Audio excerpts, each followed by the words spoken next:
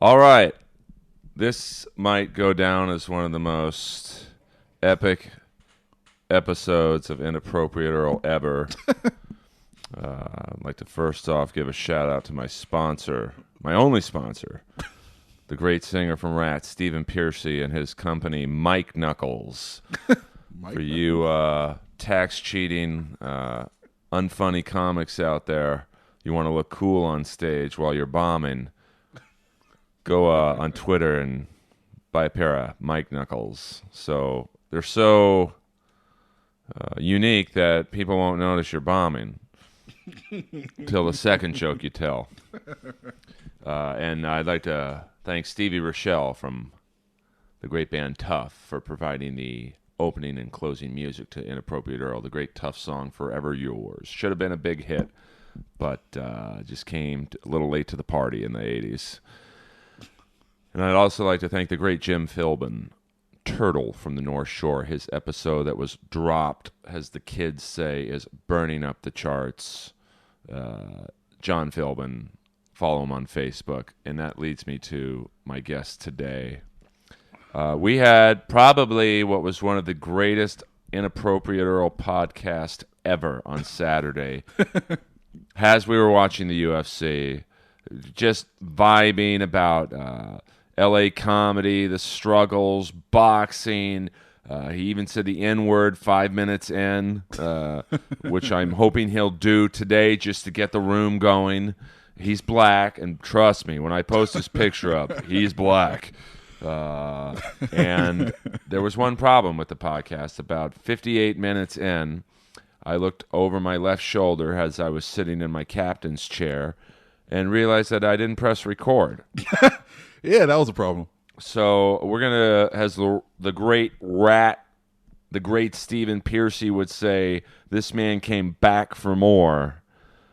Please put your dirty, greasy, untalented hands together for the one, the only, Mr. Jeremy Paul. Hey, thank you. I appreciate that.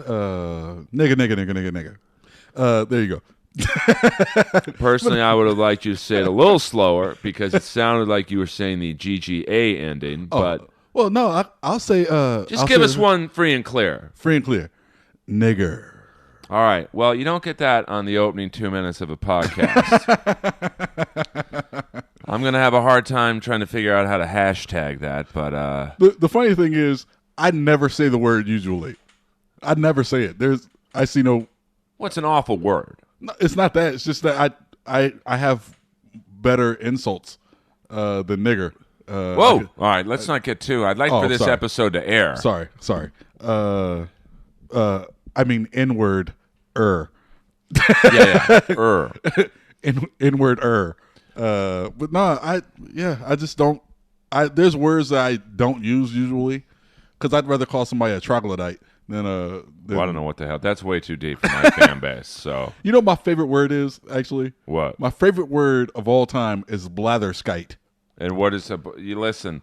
This might be a short podcast. If you're No, a blatherskite is someone that talks at length about something they don't know. Well, that's L.A. comics. Yeah, that's a lot of them. So like as I've known that word for a long time, I have a huge vocabulary. And back in second grade, I said that I called my second grade teacher that, and the next day I got called to the office because she didn't know what the word meant. Well, it's funny you say that, and you're involved, or you were involved in this show. There is a thread on Facebook right now about a lot of controversy with the show Roast Battle, and really, there's long story short.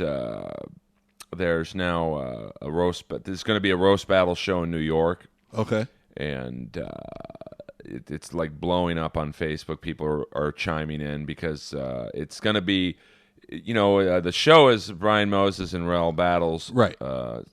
Creation. Although you might get arguments on that. It's never been really clear as to whose show it was, and then Jeff Ross came on board, so it was like, well, is it his show? Is it their show? Is it 2 out of the 3 shows? Right. Rel is doing his show in New York. Okay, so he's starting up a New York leg, in other words. Yeah, but supposedly it's not going to have the Negro wave. It's not going to have the House hater. So all the fun things.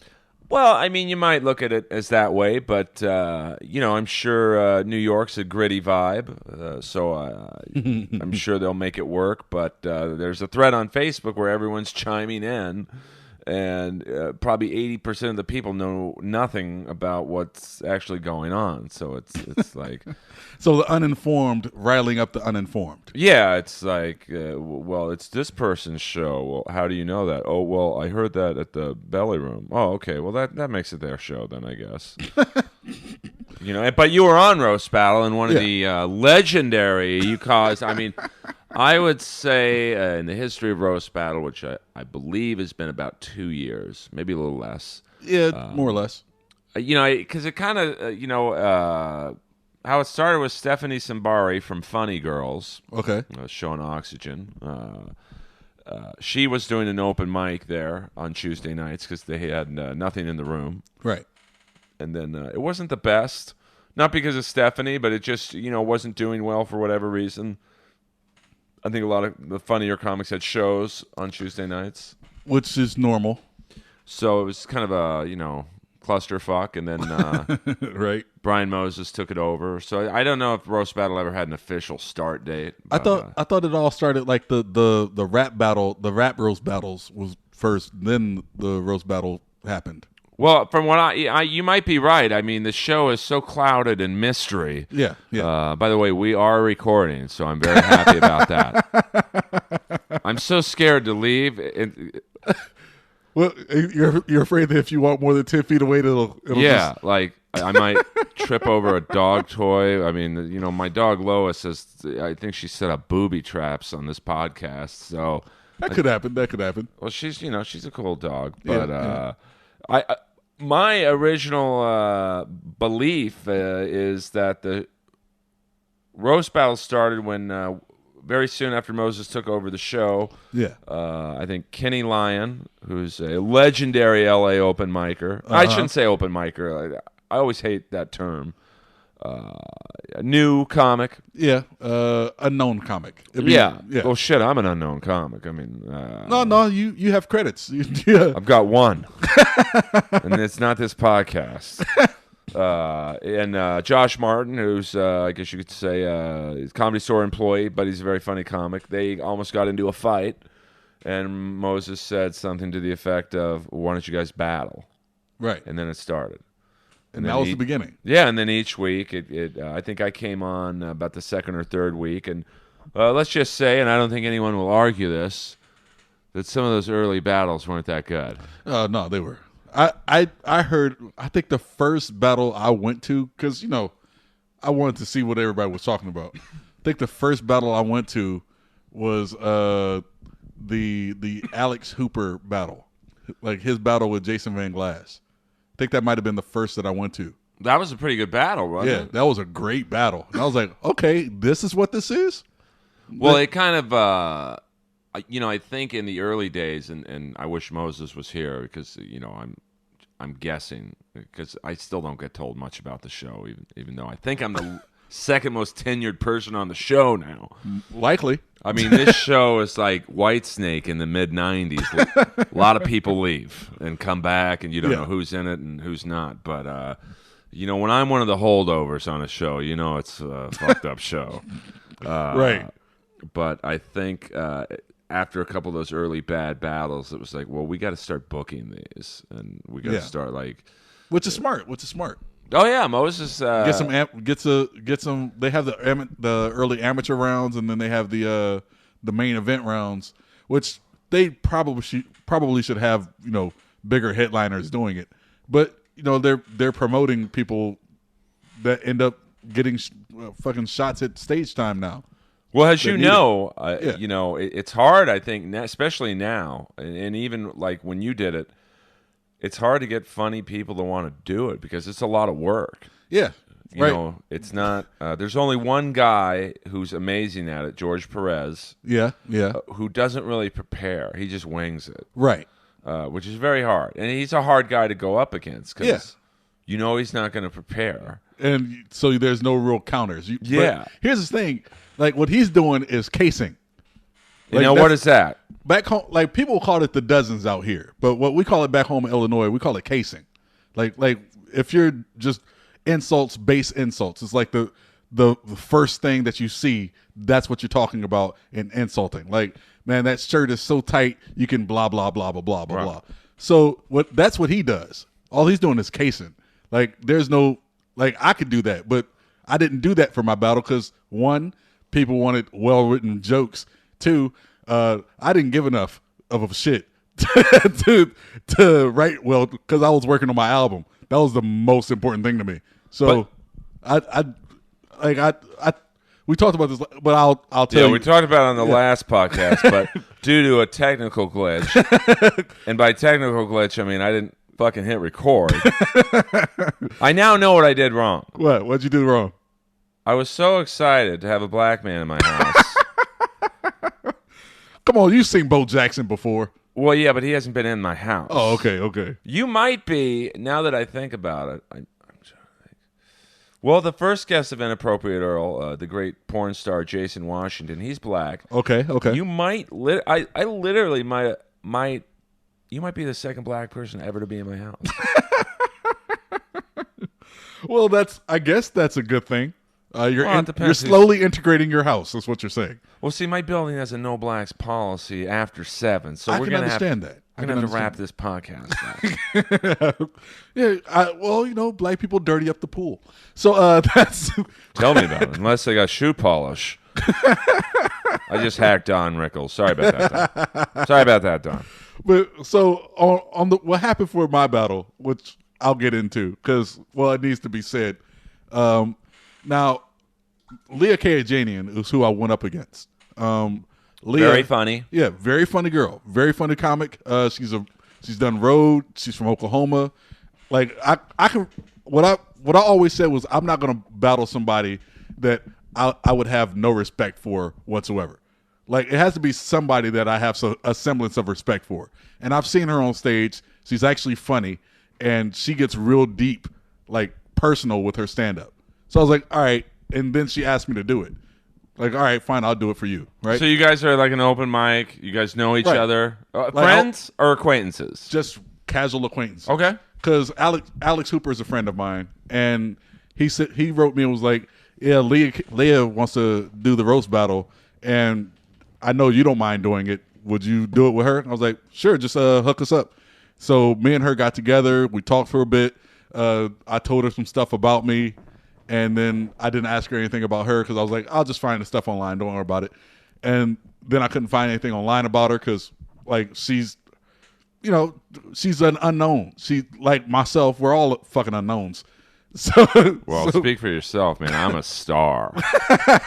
True. But we were talking a week before the battle. We found out that we weren't going to be the undercard, which is what we were supposed to be.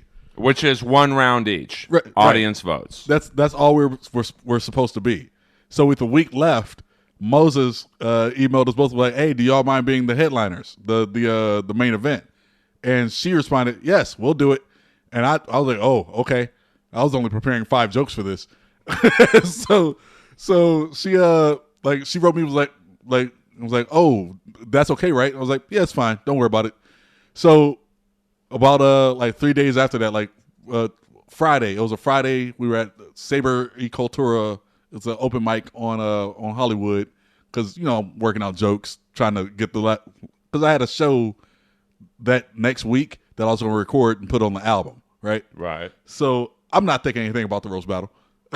So we were talking, and I had found out who the judges were going to be. And who were the judges? The judges were Rel Battle, Tony Hinchcliffe, and Jeff Ross, right? So in my head, I was like, oh, I'll just go talk about them. So I told her my plan was start off on her a little bit and then go after the judges. Because we had a week to write jokes. There's other battlers the main event battles where they give them 3-4 weeks. They know 3 or 4 weeks in advance that they're going to do this. We had a week to write 20-30 jokes that are killer. Like that's not going to work out. So Why would you say that? Well, it's such a positive vibe up there. yeah. So like she was like, okay, and the only other person that heard us in the back was Pat Regan. Great. I don't want to say guitar comic, but Yeah. How would you describe him? Music guitar comic. Okay. Like he's funny, but he's known for the guitar. I would be labeled as a black comic because I'm black and you got that right. I'm a comic. So unfortunately, I'm not, but I will be labeled as one. So Pat Regan overheard us, and he was like, "You're really going to do that?" I was like, "Yeah, just don't tell anybody." And to his credit, he kept it a secret. I don't even think he's told people yet. So we get to the battle, and the first battle was all right. It was good. And I looked at Leah and gave her the nod. She was like, okay, so we go on stage. She tells a joke. I tell a joke because I go first. Then she tells a joke, and it's a killer, right? It's a murderer. And I was like, okay. Do you remember what it was? Something about I can't remember the gist of it was she said Jeremy on his website used to be in rap music. He has a rap song out on his website because he wanted to fail at all the thing, and it murdered it. After the wave was on stage waving the arms and fucking niggering it out, and cooning. Yeah, let's go with cooning. I'm trying to capture the 18 to 49 audience. Can you just next time just say jigaboo? Jigging out. Yeah, I'll jig it. So they got on stage. It was funny, and I sat there and I laughed, and then I started going after the judges. I went after Tony first, and it bombed. I was like, which nobody does. Like right. Usually, it's just you stick to the other person on stage. You might crack on the wave or my section, the house haters. Right. Nobody ever has gone after the judges like you did. Right. So I did that, and then you remember what you said about Tony? What I think I said that because I made a reference to what Leah said. I was like, yeah, that joke was cute. It was adorable. It was almost as adorable as Tony Hinchcliffe's O face, and it bombed. It had every right to bomb. Absolutely, I remember. Terrible. And I even stumbled over it, which made it less funny. So I was like, fuck. And then he of course was like, everybody was like, what's going on? And I just let it alone. So the round's over, right? And Jeff Ross was on doing his judging, right? And no, the round's not over yet.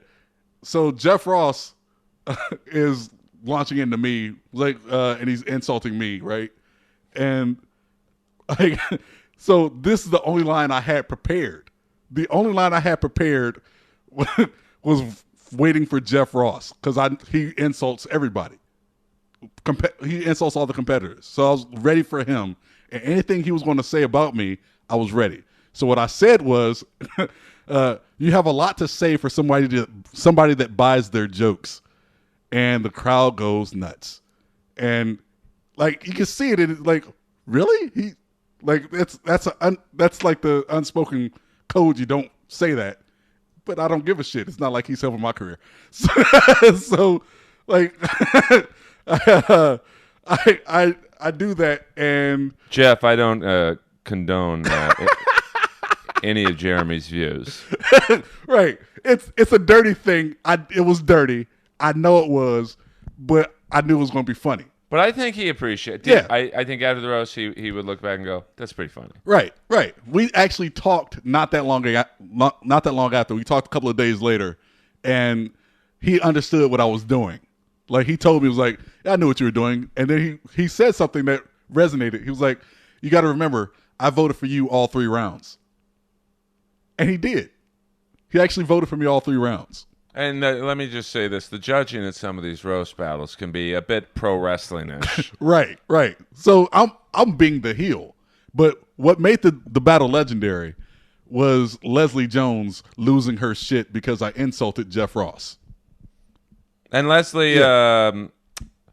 she, I don't think she's ever judged a roast battle, but she's at a few of them was, let's just say, a presence. Like I've said I've never heard of her. I've heard of her, but I've never seen her on stage. I've never seen her on.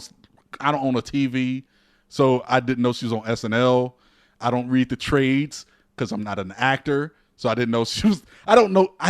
Seriously knew nothing about her until somebody was telling me about. Johnny LaQuasto was telling me about her later on.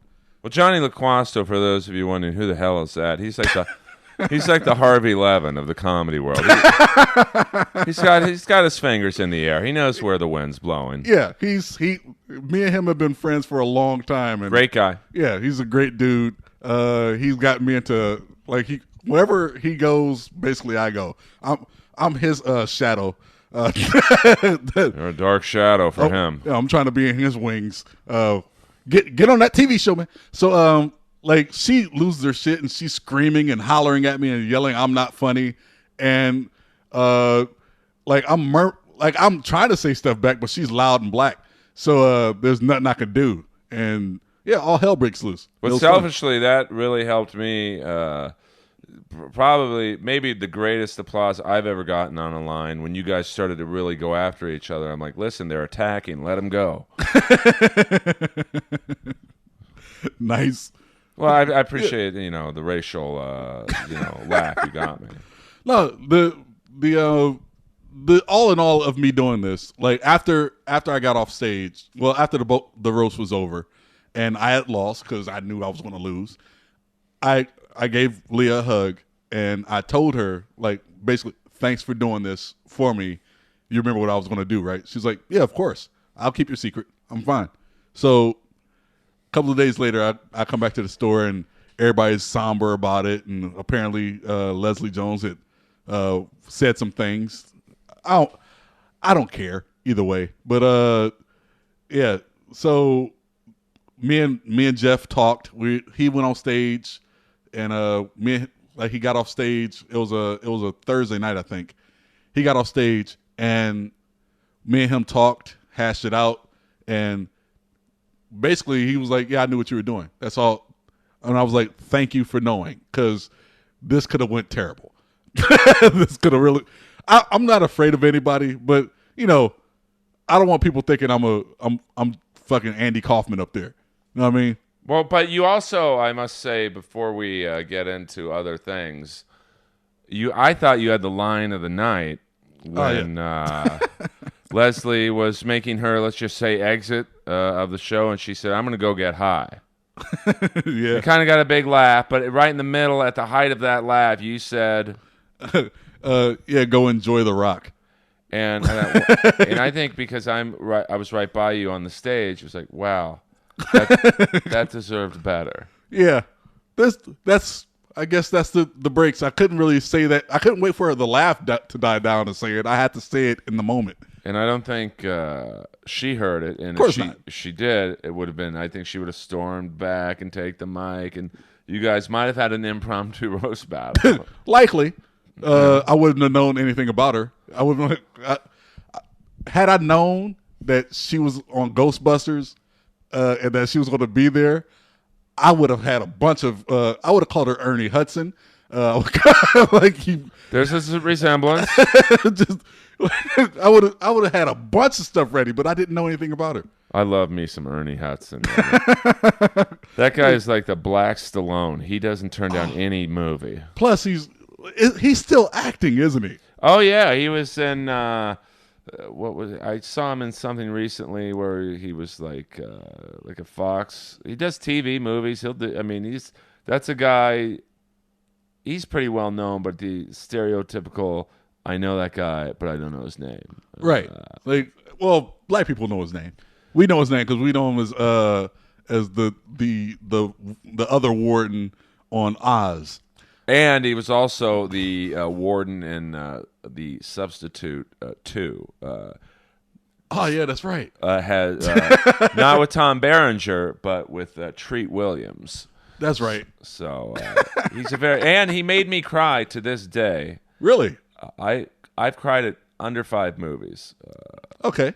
What's your 5? What's your under 5? I mean, that scene, and because I was raised, essentially, my dad was away in business a lot, and this is about you, but it's kind of germane to the topic. Okay. And so we had a black, not butler's, not the right word. Caretaker.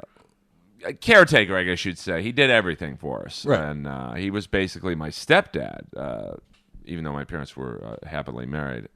And Ernie Hudson looked just like Ernie Hudson. And Okay. so that scene at the end of Hand That Rocks the Cradle, where in the movie he was the caretaker to the child, Right. and where the psycho girl comes back to kill the family, he's cradling the child, and the psycho girl's like trying to kill the baby, but he's shielding the baby. And in the movie, they had him kind of talk with a stutter, like I'll be like he talked like mush mouth. Right. And I just every time I see that scene to this that if that scene came on right now, I would cry because it reminds me of Leroy. And, his name was Leroy. Leroy Prince, and I'm sorry to laugh, but goddamn. No, here's the thing: we grew up in Bel Air, so I was raised by Leroy Prince of Bel Air, and to show you. No, I'm not trying to be. I'm not bit running on you. I know, but still, it's funny. And it's fucking funny. To show you how racist Bel Air was in the 70s. Now there's rappers, NBA players, NFL. Russell Simmons, the dude who I'm sure created empires, lives there. But back in the 70s, we had 2 black people in Bel Air. OJ, who was cool to me. I got no fucking problem with OJ. What kind of candy did he give out on Halloween? None, but he did throw the football with me a few times. Oh, okay. Ain't nothing wrong with that. And Kareem. Ah, yes. Who's light-skinned, but he still qualifies. No, once you're 7 feet tall and black, you qualify as black as his. Well, in Bel Air in the 70s, you qualified. And to see, I'll never forget the visual of him jogging through the neighborhood in like these dolphin shorts and his glasses on. And it was just like, I really thought he was a fucking alien. I mean, because... Well, yeah. And he lived in a house that had no corners. Like I'm not exactly sure the reason. He didn't like corners or something, so his house was like a miniature version of the LA Forum. It was like just... Wow. But Leroy was he was like your shade black, very black. And we got pulled over more times in Bel Air when he was driving me to school. Yeah. Because they thought he was kidnapping me. Of course. I would have thought he was. I was like, hey, kid, you okay? Is this man taking you? Yeah. I mean, one time I had long hair. I used to have like, almost looked like I was in the Partridge Family. I had like kind of that Danny Bonaducci, like shag cut. And the cop pulls us over because Leroy drove a green Dodge Charger. Oh. Black dude in a green Dodge Charger in Bel Air. Oh, yeah. He's asking for it. So he takes Leroy out of the car, puts him in the car, and comes back and looks at me and goes, "Miss, do you know this man?" I'm like, Miss? What the fuck are you talking about? Now, one last thing about Leroy. And this just goes to show you the different time, era, whatever you want to call it. Leroy, every Tuesday, would take me to, I think it was like Colorado and 5th in Santa Monica, to Sambo's, which eventually became Denny's. Oh yeah. I'm gonna take my little white friend to Sambo, Which is crazy that there was an actual restaurant called Sambo's, and I don't remember the logo, and I'm sure when I post this podcast, some fan will find the actual fucking logo. I want to say it was like of a black dude tap dancing. Yeah, like a fucking cream of wheat black dude with a bone ring in his nose. Oh, that's hilarious. I hope it was a portrait of Bill Bailey just doing the moonwalk. That's what I want. Well, here's the crazy thing: is I was recently in Santa Barbara. There's a restaurant still called Sambo's. Really? And I said, I got to go there. Oh, Best man. breakfast I've ever had in my life. Really? So if you're in Santa Barbara, go to Sambo's Diner off the ocean. But this all goes back to Ernie Hudson. All right, enough about my family upbringing. So, how did your life change after roast battle? It didn't. There you go. Welcome to my world. My life stayed the same. People asked me about it for about 3 days. They were very curious. Like, hey, Jeremy, what's it feel like to be on World Star? I was like, it's on World Star? Like, yo. like, yeah. So, like, yeah, I my life stayed the same. I went back to working on my album and doing shows because I was talking to Jake Kroger that night, and Jake, who's better known as the Comedy Bureau. So that's his website. Yeah, that's his website. So that's why I honestly call him the most powerful man in comedy because nobody knows who he is, but they know his website. But that's a great angle. Yeah, and he's amassed a lot of power. I kid you not. But like, how? I mean, I know Comedy Bureau was a site where open mic or beginning comics, whatever, would go because they rate shows like the open mics or something, kind of like Bad Slava. Sort of like Bad Slava, but he tells you what you need to do at the open mics. Basically, like this mic you have to pay $3 and blah blah blah. Buy a drink or whatever. This mic is a lottery, so you know how to plan your day. Basically, if you're going to hit 5 or 6 open mics in a night, so that he has that, and then he has like entertainment people from entertainment send stuff to him to have him preview it. Like if you have a CD coming out, they send it to him first. And you do? Yeah. What is the name of your CD? The name of my CD is I Have No Credits. The full name is actually The Akabra Presents I Have No Credits. So it's on iTunes and Amazon and blah, blah, blah. No, let's not go blah, blah, blah. iTunes, Amazon, Spotify, Pandora. No matter what, if you go on Pandora and just listen to it or add my station, Jeremy Paul, you can listen to it. You can listen to it on Spotify. I get paid that way either way. If you can buy it, that way you can have it in your phone and listen to it over and over again. And I don't get any money from that outside of you buying it the first time. But you know, either way it goes, just, you know, buy the album. It's fun. There's a lot of great people on the album that help me out. Like who? Like there's Johnny LaQuasto, who's previously mentioned. Jay Kroger and yourself. You're on there as well. That's what I was trying to get you to say. Earl Skakel is on. He's actually the lead off on track 4.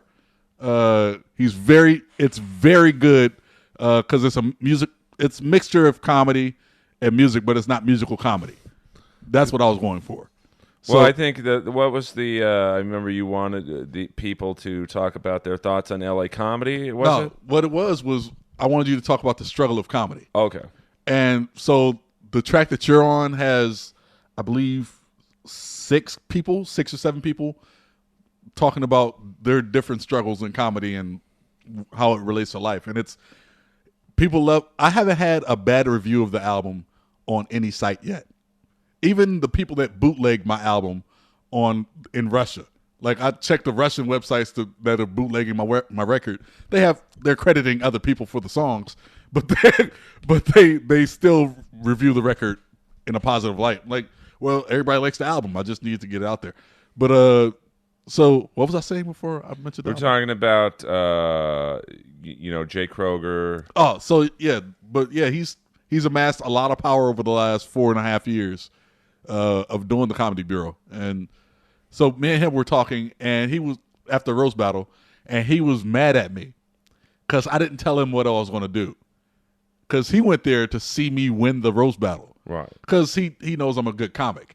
A lot of people that went to that roast battle, they've never seen me do an hour on stage. They've never seen me headline shows, but there's other people that were there that didn't know what I was going to do.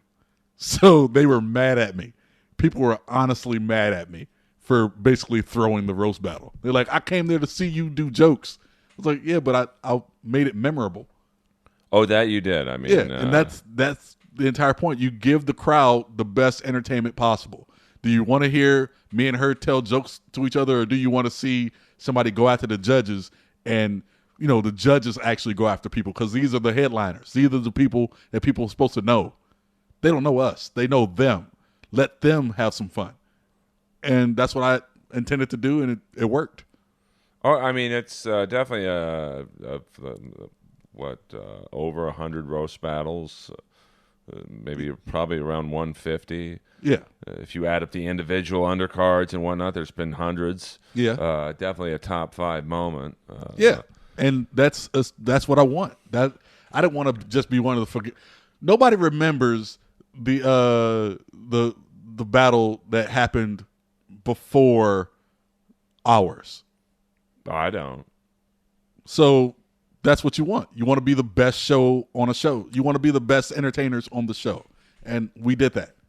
Oh yeah, I mean, I've even great battles, you almost forget about them a few minutes after they're done. You know, like last week was a great battle with Doug Fager and Leah. Yeah, Leah had her first loss apparently.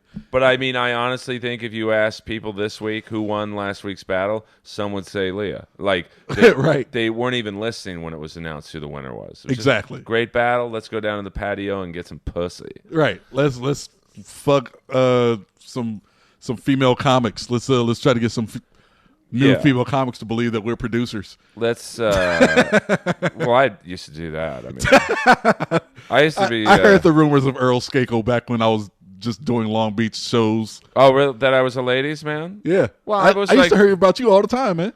I was like the Dalia of open mics. I mean, and I mean that, Chris. If you're listening to this, believe me, it's a compliment. I would love to interview you on the podcast, but if you can't make it, I would just like to talk to your dick, because that your dick has gone places I'll probably never go. Well, give it time. I don't have that much time, but like my boy Kozatek this is like back in 2006. I just come off the road and I was talking to Eric Kozatek, who great dude, yeah, and he was like, "Have you met Earl Skakel?" I was like, "No." Why should I have met Earl Skakel by now? Because I wasn't coming up here. I wasn't coming up to.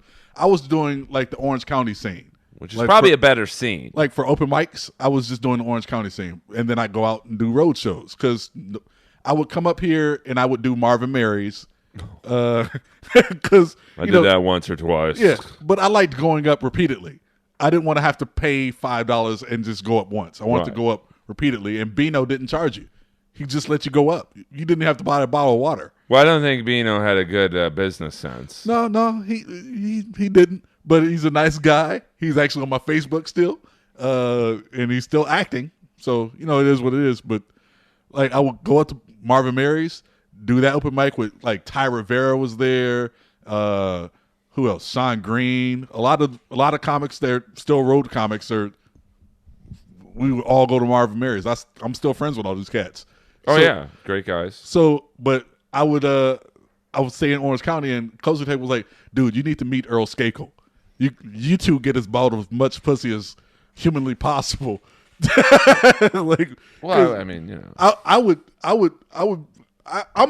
was known back then for basically 3 things, because there was a time where I was gambling hard and winning a lot of money. So I would go to open mics and I would just buy everybody food. And then because I had the money, I was like, "Hey, food's on me." And broke comics, yeah, Jeremy. So I bought favor. So like, people knew me down there. I was known for flashing cash and having sex with strippers and being funny, but more having sex with strippers. Good for you. I would take comics to like strip clubs, and like me and Joe Braza, we would go to strip clubs. And I mean, Joe Braza.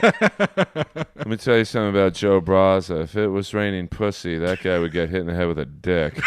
Yeah, I know. Like, there was a day that me and Joe Braza went to a strip club, and this motherfucker bought a philosophy book. He was reading the book. There's girls on stage in front of him flashing ass, and he's got the book out. It's like, come on, man. That sounds about the Joe I know. So, but everybody used to talk about you in the Orange County scenes. So I was like, all right, eventually I'll meet Earl, and then I did. Where did we meet? We formally met at Eye Candy? at a Laugh Down. Right. Because me and you ended up on a show where I think you moved on and I didn't, or something like that. Well, it was a second round or some shit. The judging in those laugh downs makes the judging in roast battles seem appropriate. I mean, Right. it's like I would like see people bomb and advance, and I wouldn't say I killed, but I did pretty good. And I'm like, I didn't advance. I'm like, what the fuck? And I think we were on a week where I don't want to say their names because they're also my Facebook and they're huge fans. But we were sitting there like, dude, if they make it and we don't, we should both quit comedy. And we should have. So I guess we did a couple of other shows. I think after that we became cool. It was like, yeah, this is Earl Skakel. I know him now. Yeah, I remember doing shows with you at Eye Candy, which was a cool booked show run by Shane Michael, legendary Shane Michael in the LBC area. Yeah. And we would look at porn in the upstairs loft. Yeah, that was fun. That was when I discovered Wi-Fi at these places. Go, oh, this is a good way to kill time. Well, you've got, some ham and egger on stage bombing. It was beautiful, man. So, beautiful. I miss those days, kind of like doing shows with you and Shane and some of the, Eric Koziatek. I mean, just although I'm glad to be progressing to a degree, I do miss the camaraderie. Yeah, like Koziatek he's since quit doing stand-up. A lot of people have quit. Smart guy. Yeah, he quit, and now he's he works on movies. Like he's the guy that hires people for like movie sets. He's traveling the country. I think he's in New York right now, but like whenever he's in town, whenever there's a Marvel movie coming out, he makes sure to come to town so me and him can go to the midnight showing of the Marvel movie. So, like me and him are great friends. We still hang out. Oh yeah, no, he was. I think the last time I saw him, he put together some show at a college or something. Yeah, maybe likely art college or some weird like an arts type of college, and it was a pretty good show and free food. And I remember, I think I saw the burger he gave me. I think he was the grill guy, and I literally saw the burger moving. Probably on the grill. Like, I'll just take a soda, man. I'm good. I don't want diarrhea before my show. Right. So, but now let's dig into. I find interesting where you are from. Like we brought this up the other day. Right. Of course, no one will ever hear that. Of course. You said to me that in the history of the world, will be the greatest comic to ever come from Bel Air. Yeah, you're the best comic ever. Probably ever to come out of Bel Air, California. And you have the unfortunate luck of the draw, whatever you want to call it, to be from Peoria, Illinois. Yeah. That's a great city, home of the Peoria Rivermen. You actually looked that up, didn't you? No, I'm a big hockey. I actually have a Peoria Rivermen hockey jersey. Really? Game worn. Is it Tony Twist? Oh my God. Tony Twist, one of the great, legendary last of the NHL goons. Yeah. I mean, this guy was a goon. I know. I got into hockey when I was 9. So, like, during the summers, well, not during the summers, but during the winters, like during school year, the Peoria Rivermen used to give out tickets at our school, and just to get the kids to come out to hockey games. So I got into hockey when I was 9. My first game was a Peoria Rivermen's game. I sat in the bleeds, and there were 6 fights in the first period. And I'm sure Tony Twist was in 5 of them. He might have been, but I love hockey. I'm a Red Wings fan. They're a good team. Great. But, I mean, Yeah, they suck this year. Well, they made it to the playoffs, but they still suck. They didn't win. But but yeah, I unfortunately, as far as Peoria goes, what other 2 comics are from Peoria? Well, no, there's a bunch of us that are actually good, but why I will never be like yourself, the best from Bel Air. I will never be the best from Peoria, Illinois, because Richard Pryor is from Peoria, Illinois. Heard of him? Yeah. Number 2 would be Sam Kinison. He lived in Peoria, Illinois. He did okay for himself. Yeah. And number 3, who I'm trying to battle with, is Royce Elliott, who's known as the cleanest comic in America. They actually built a statue out of in Peoria for him. So he's like clean, like in the vein of like Brian Regan. Yeah, he's Brian Regan, and like, oh yeah, my wife. So like that's I'm battling like Drift Roberts and Brett Erickson, and that's who I'm battling for 3rd and 4th place, because I will never be number 1 or 2, never, ever. I mean, anything's possible. I have to get hooked on coke, set myself on fire, suck a few dicks, and and then I would still just be hacking Richard Pryor. It depends on how bad you want it. That better be some mighty fine coke. I don't want to say that, but it's not hard to find in this city. You never know. Well, I know, because I know okay. the guys who deal it. And, I mean, it's cocaine and comedy are like, pregnancy tests and NBA players. It's just slipped in some material there on the slide. Nothing wrong with that. I just watched WrestleMania, by the way, yesterday. I cried. Really? Yeah, I'm a big. I don't want to bore people. I've done about 8 podcasts on the subject of Sting getting fucking butchered today. I mean, literally 30 years of the man's legacy was buried in under 10 minutes. Yeah. Like I sat there and I was like, could you at least put a bobby pin in your hair so I don't see your bald spot, Sting? Spot. I was trying to be nice. Fucking hair, and I'm a Sting guy. Let me tell you, and this is how passionate I am. I will talk about Sting the next 40 podcasts, and if you don't like it, well, I tell you what you do. If you don't like me talking about Sting with Jeremy Paul and buy his CD, we comics struggle. I mean, I don't struggle, but I mean, Jeremy's. No, I'm just kidding. We tell jokes to you guys. The least you can do is buy the product. I get nothing from the sale of Jeremy Paul's CD, but other than I'm going to buy it before this podcast is over. And by the way, speaking of my CD, Earl Alive, don't buy it because Why? I didn't renew my TuneCore account. Okay. And I know people have bought it since I didn't renew it, and I'm wondering, where's this fucking money going? Right. So do not buy Earl Alive on iTunes. Why didn't you renew it? I didn't like their accounting, because I'm using TuneCore.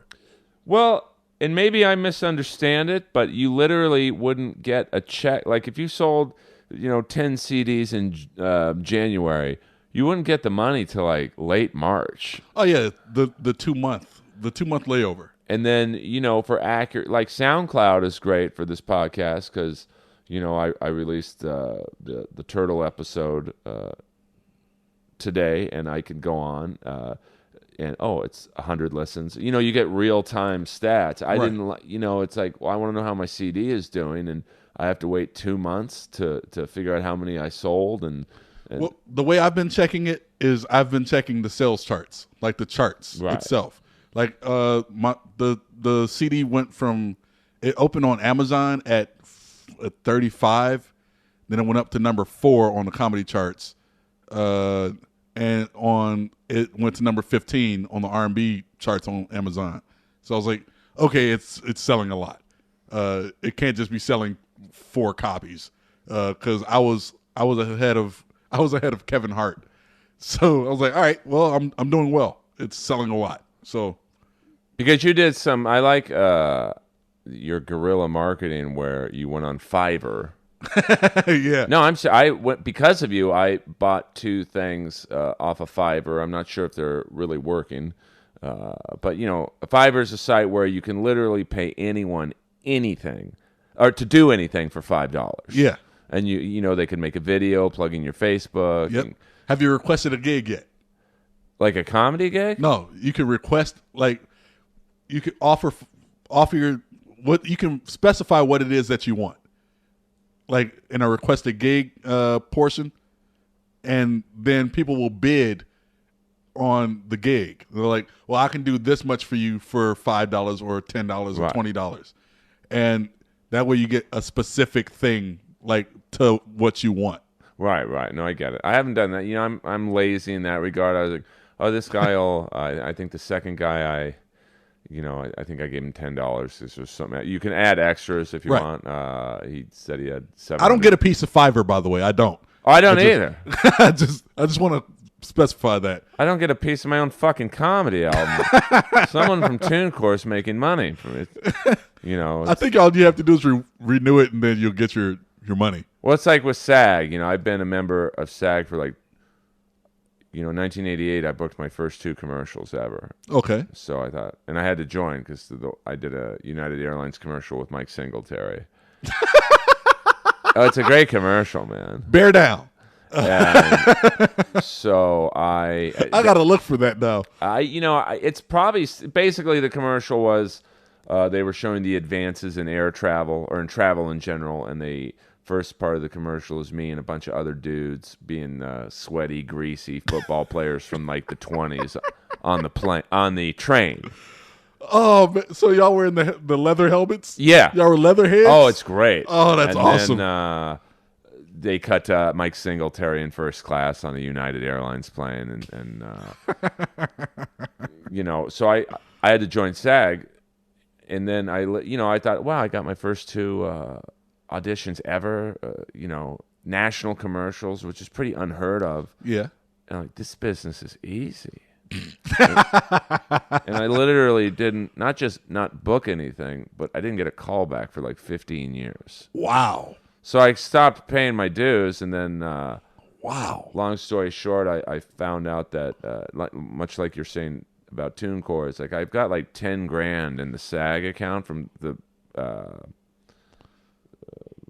not the residuals, right? But I owe them 25 years worth of dues. Well, how much is? I'm not in SAG. So it's $3 or $4 grand for me. You got to pay $3 or $4 grand to get 10 grand. So it's people are just, well, you'll still get $7 grand. I don't know. We'll figure that out. But, I admire your. Basically, long story short, I admire your business acumen. Well, I guess that comes from losing money myself. From gambling? No, not just gambling. I was in the record industry. I was in the recording industry. I signed my record deal back in 1999 as a songwriter, and they gave me $100,000, and I blew all that. On what? Strippers in college, and not doing what I was supposed to be doing. I had one song make an album, and that's it.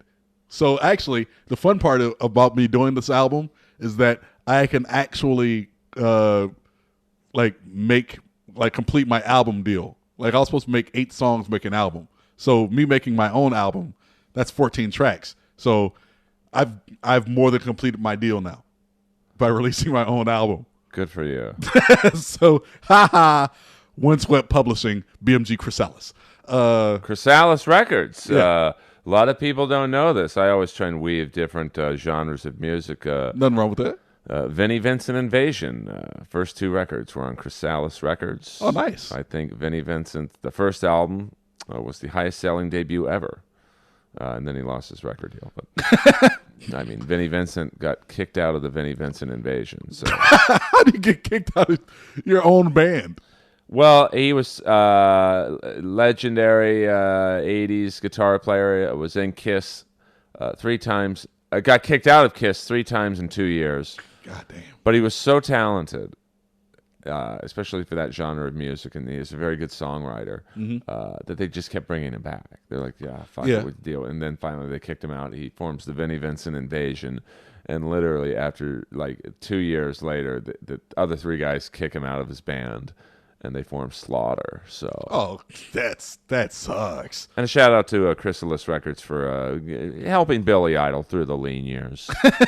I'm a rock and roll dude myself. I love rock and roll, but I think the best guitarist I've ever heard was Michael Hedges. And who was what? Michael Hedges. He was basically a solo guitarist. Okay, but he died. I think he died in 2000. 2002 or 2000, something like that. He drove off Laurel Canyon or something like that. But if you go online and just watch videos of him playing, just cover. He does what's the song?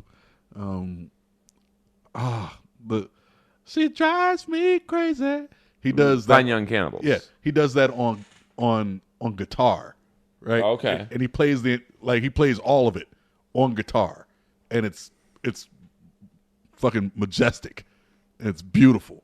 Oh, there's So I've never seen a guitar player do what was able to do, and like that's the best guitar player I've ever heard in my life. And I've been around a lot of guitar players. I've been a lot, music. Like my brother was a house producer for Boyz II Men, so I was around a lot of music. right. And greatest guitar player I've ever heard. I mean, I'm more of a Steve Stevens man myself, but you got to give him a listen. You know who he is?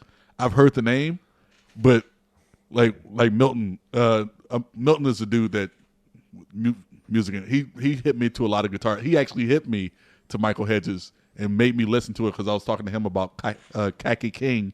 He's like, dude, that's nothing but Michael Hedges. I was like, okay, I got to look this guy up now. The greatest guitarist I've ever heard. Well, I want you to listen to Steve Stevens. Steve Stevens. Keep an open. He's Billy Idol's guitar player, and he gets. He did the guitar solo in Michael Jackson's song "Dirty Diana."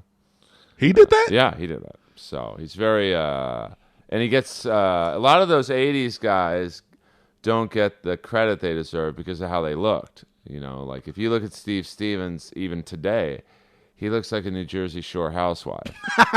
I mean, he's got the jet black hair.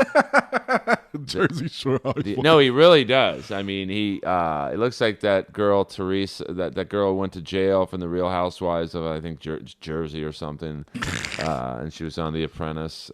He kind of Omarosa? I'm sorry, I don't have a TV, so no. Steve Stevens isn't that unique looking. He does not look like Omarosa.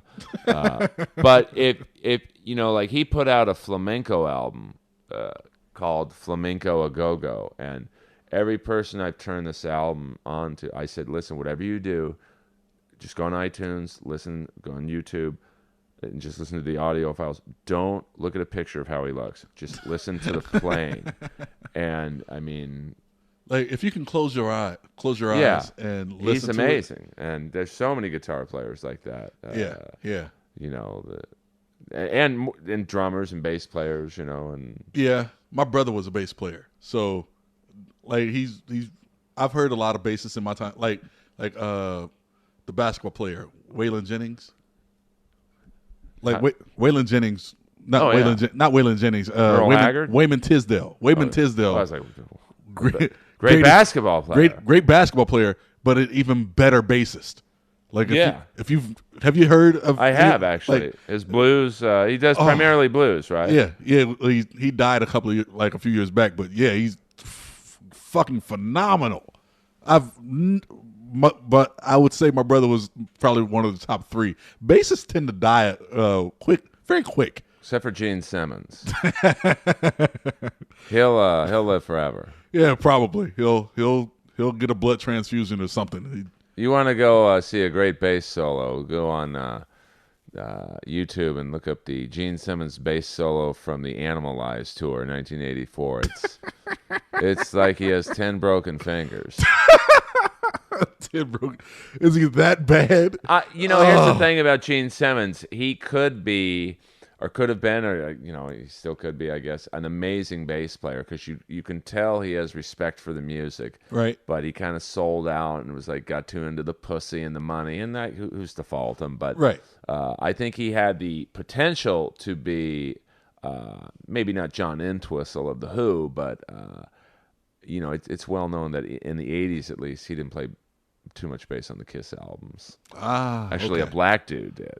That sounds about right. The great, the great, huh? The great John Beauvoir of the Plasmatics. Really? Yeah. The Plasmatics? Yeah, I know that. He was the black guy with the mohawk. and he put out a few. He had a nice run. Wow. He put out a few solo albums. Had a hit song on the Stallone soundtrack for the movie Cobra. Feel the Heat. Sad. But like this, I love good live musicians. I love it. Because if you can play good live, that's in the studio, there's a lot of trickery. Yeah, what I want to do, like I've been trying to get it together. I want to do a live presentation of one of the songs on the album, because there's three songs on my album, right? 3 actual songs. There's Phone Call. There's the hidden track that nobody can find. Good for them. Because it's after one of the bits, so people hear the silence and they just skip over the to the next track. And then there's the song Polyester. Polyester is basically a short opera. It's a very short operetto about love going wrong.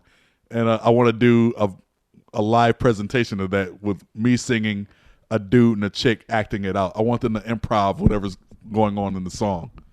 So, well, I would recommend Pete C and his girlfriend, because they've had some issues. That might make for some interesting, theater. Yeah.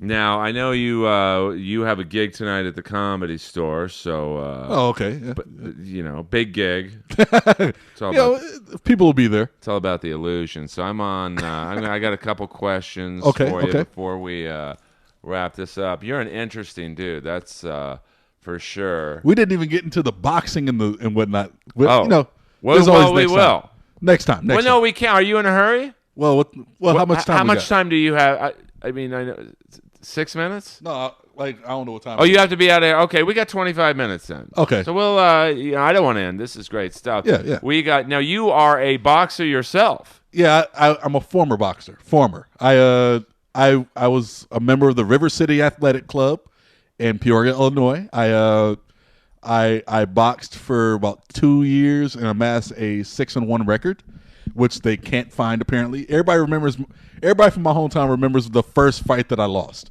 because I lost my first fight. Is it a white guy? Yep. Oh! Watch out. Lost to a white guy. No shame in that. And like the reason why I lost was because I was backing away. It was my first fight. I didn't have trunks. I was wearing sweatpants. So I was backing up away from one of his wild swings, and I tripped over my own sweatpants and fell. And the referee counted it as a knockdown, so I lost. I see nothing wrong with that kind of refereeing. So I was mad, and then I basically told the trainer, next fight, I'm not going to do what you told me to do. I'm just going to hit the guy really hard. And that's what I did for the next six fights, and I got 5 knockouts. So, yeah, I fear no one. I just hit people really hard. Well, it's funny. You remind me of... and then I quit for football. Good for you. You were the opposite of Mark. Who was the guy? The guy on the Jets, Mark Gastineau. Oh yeah. He was a great, amazing defensive lineman, and then he thought it would be a good idea to get into boxing. Well, Ken Norton as well. Yeah, but Ken Norton was pretty good. Yeah. But we're lucky, because how old are you? I'm 36. I mean, I'm 10 years older than you, so I probably. There are some good things about being a little older, is that I look at the era of boxing I got to watch, right, of guys in their prime. Well, I got to watch it too, because I still watched like old tapes. Right. Oh yeah, that's the great thing about YouTube, is like. Well, no, not even our athletic club. We would watch old tapes. They would show us old boxers. So I'm well versed in boxers, and especially the heavyweights. Yeah, I mean, heavyweights. The prime Ali, a prime Foreman, a prime Frazier, and yeah, you were talking about Ron Lyle. Yeah, Ron Lyle last time. That was Well, I mean, it's because even back then, to me, the Lyle Foreman fight, right? Yeah, but yeah. I mean, the second tier fighters like a Jimmy Young.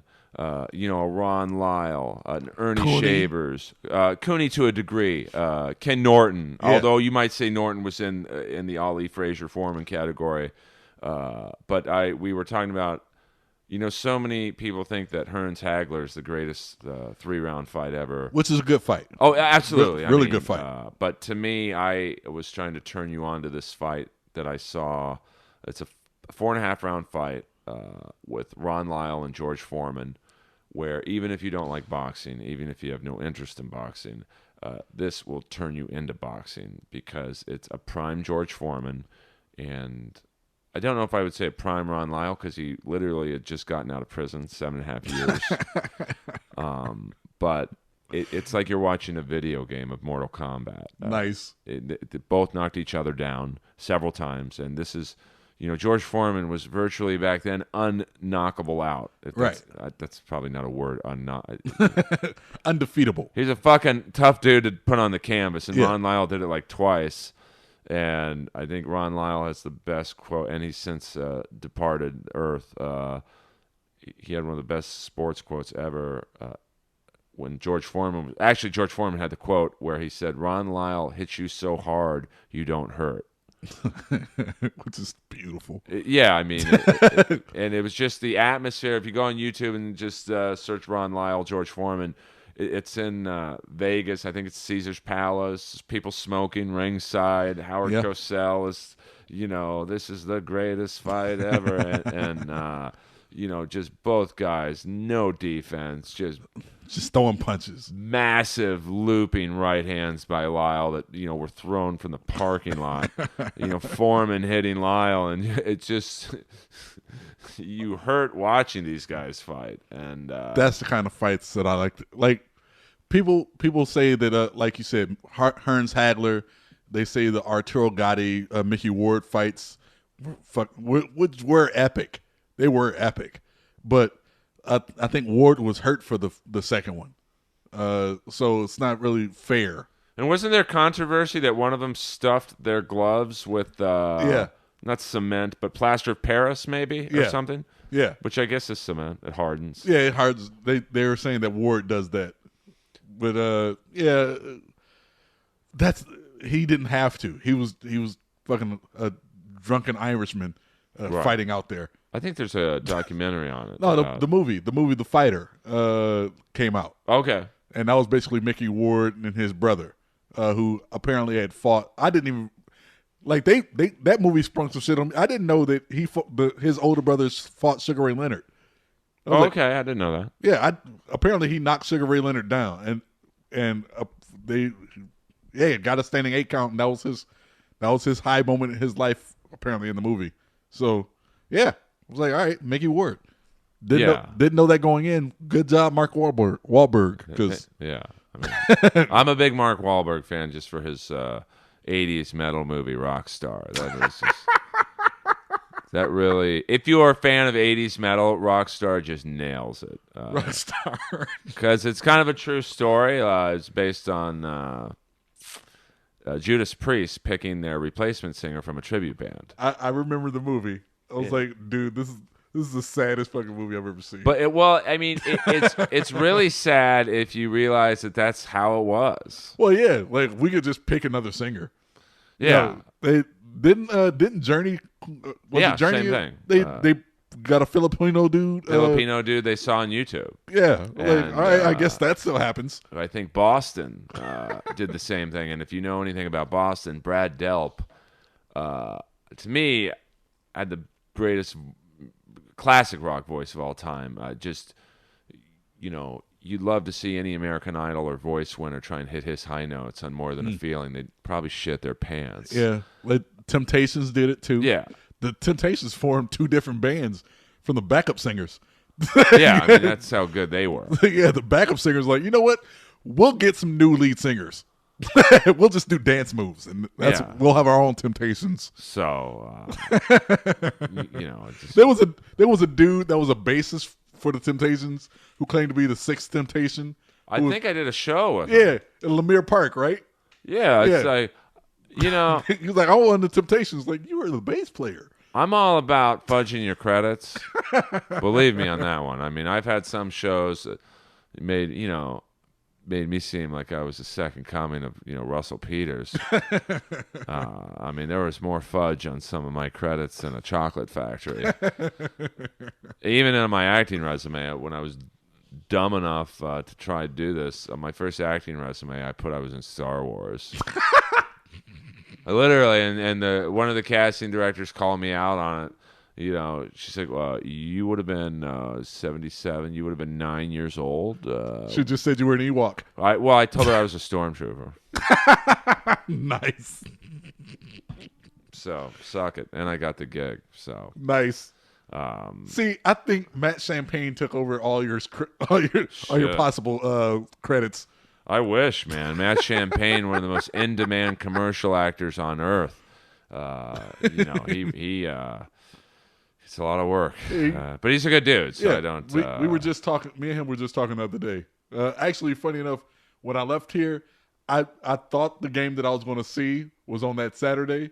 Turns out it was yesterday. So I was like, fuck.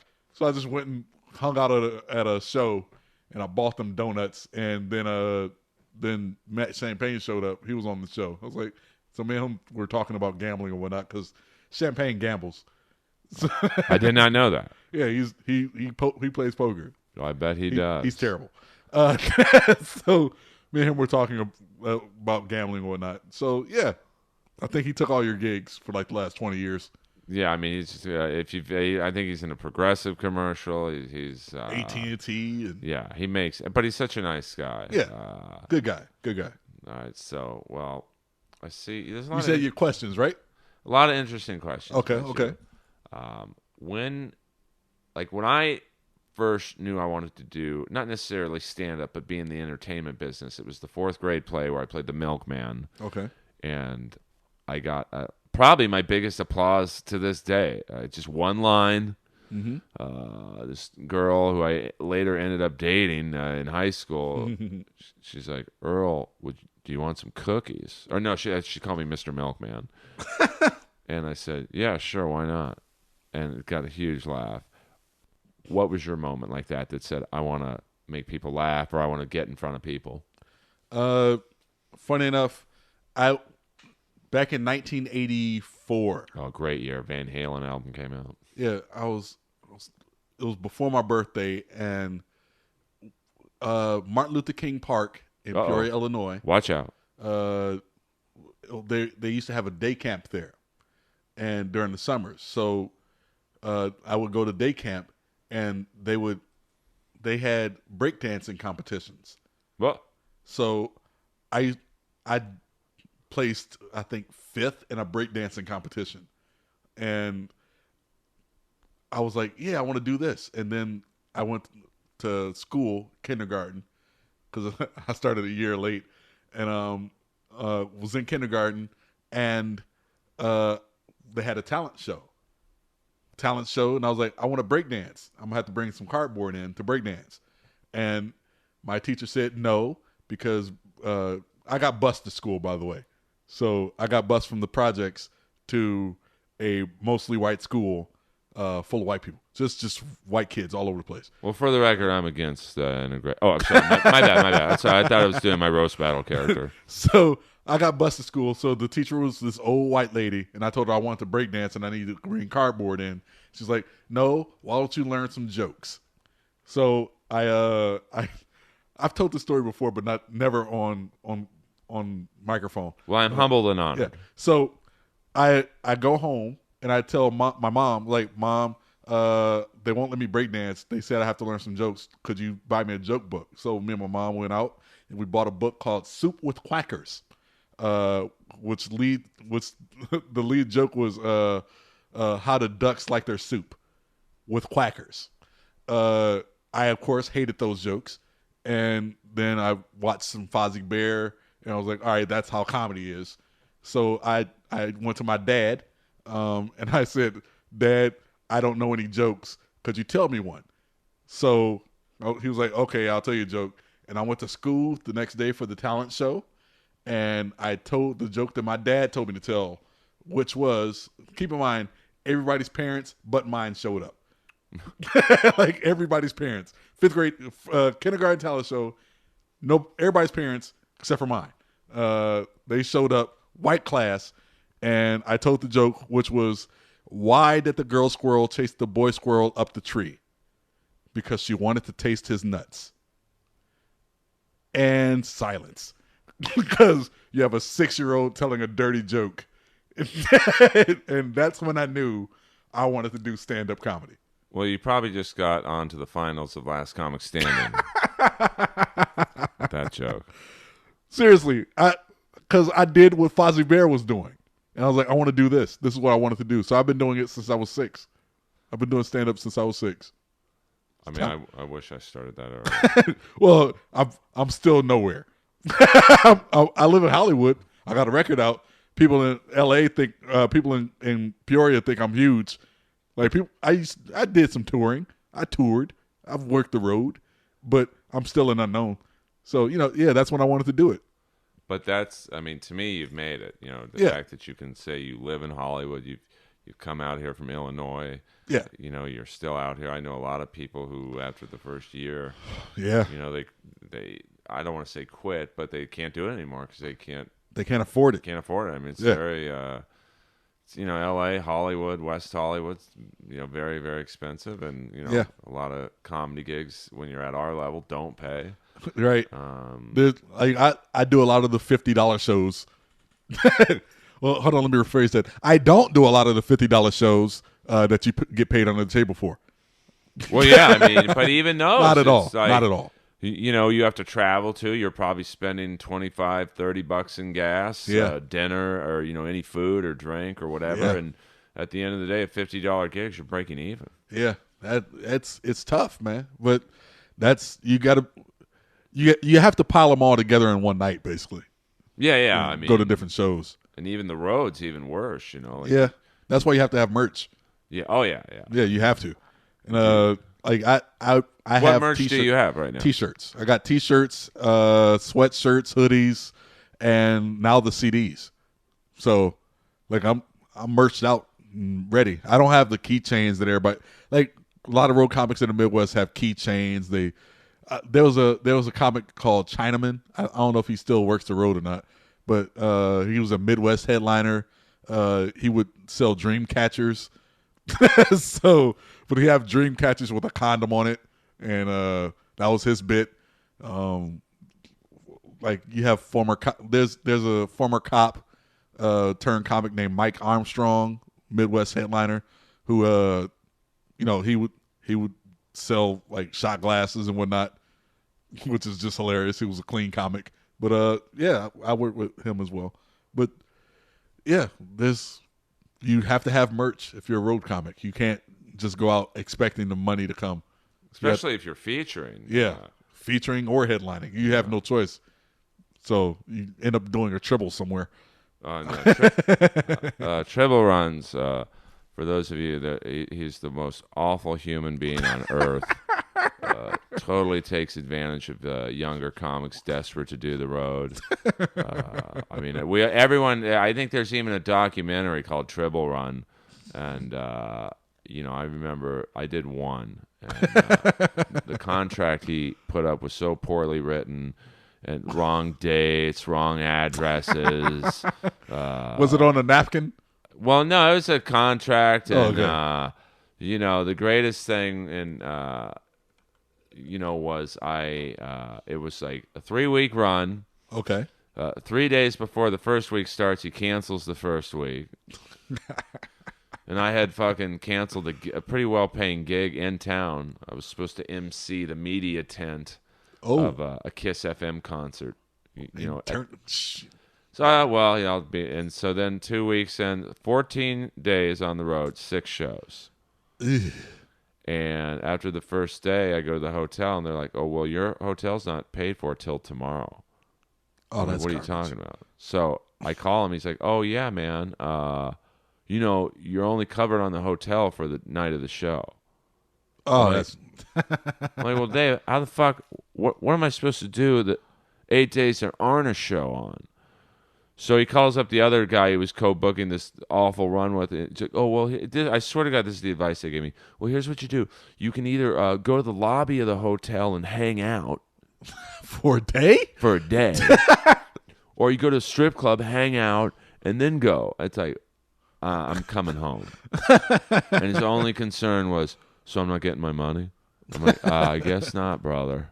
So all you comics out there, if you're young, avoid triple runs at all costs. Oh, man. Basically, wherever you live, just if you want to know what a triple run is like, do an open mic in your hometown and drive around for 30 hours.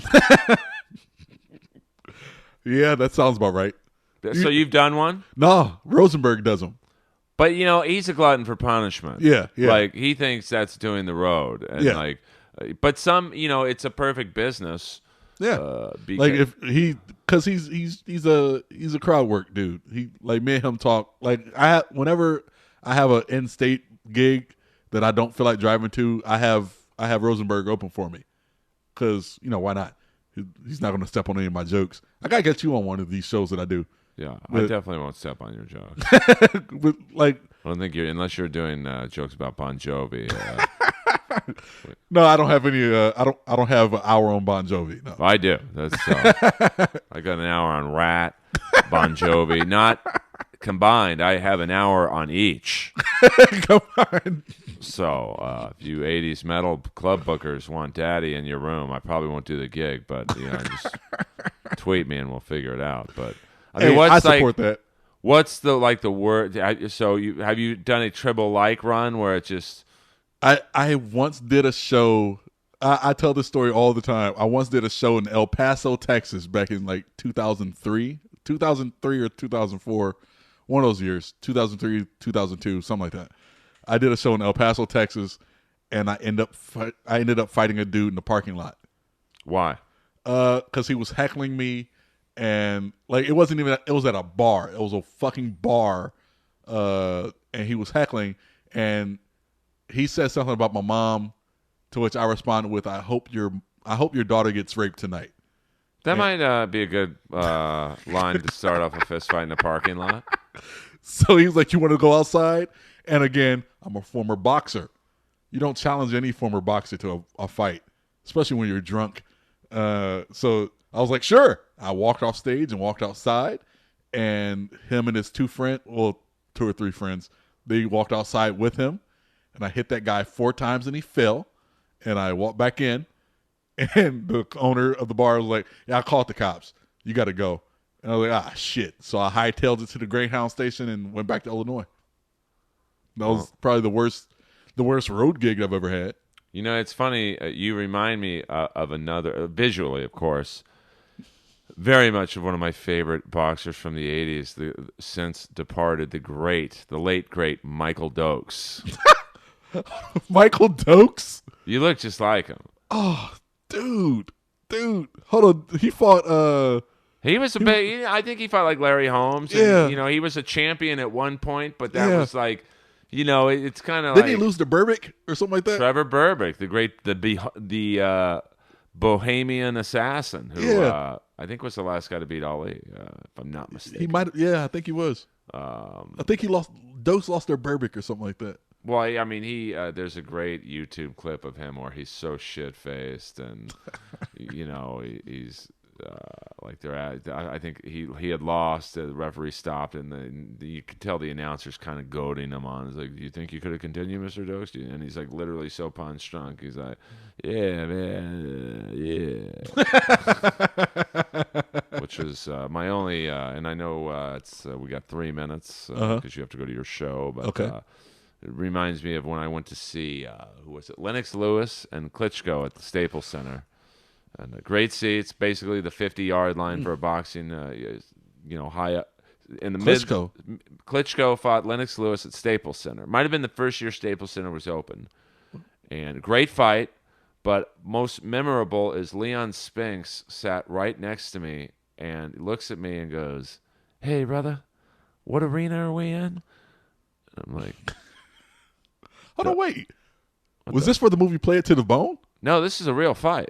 Klitschko fought Vitaly or that's the thing. I'm not going to lie to you. I don't remember which Klitschko brother it was, but it was. I didn't think he fought one of the Klitschko brothers. Yeah, very early. I mean, this is like either late 90s or early 2000s. Wow. So, I mean, let me look that up real fast. I know we got 2 minutes here, but I will never forget Leon Spanks asking me what arena we were in. And I thought, I thought, Jesus Christ, that's Leon Spanks, man. I got starstruck. Was he missing his two front teeth? Oh, absolutely. And, he had all these fucking losers around him, these hanger-on types. Oh, yeah. And I was just like, you're so fucked up. You don't know what arena you're in? Wow. So I told him we were at the Great Western Forum, and then I took off. He fought Vitaly Klitschko. Okay, so he didn't fight Vladimir. He fought, I'm trying to get the date of the fight, June 21st, 2003. Okay. And it was great because Klitschko had some great shots, but Lewis had literally opened up a hole in the side of Klitschko's head. It was like it looked like a gunshot, but very good fight. And so, it's you're a jack of all trades: comic, music man, boxer. Is there anything you don't do? No. Like I've always said, if comedy didn't work out, I'd go into porn. Oh, well, I mean, you look like you have a big dick. We don't have to get into it. It's known. All right. Well, anyone who has a big dick, that's the answer they would give.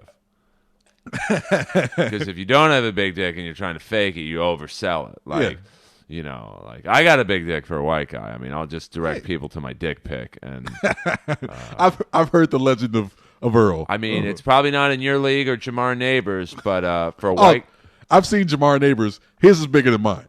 I will like that.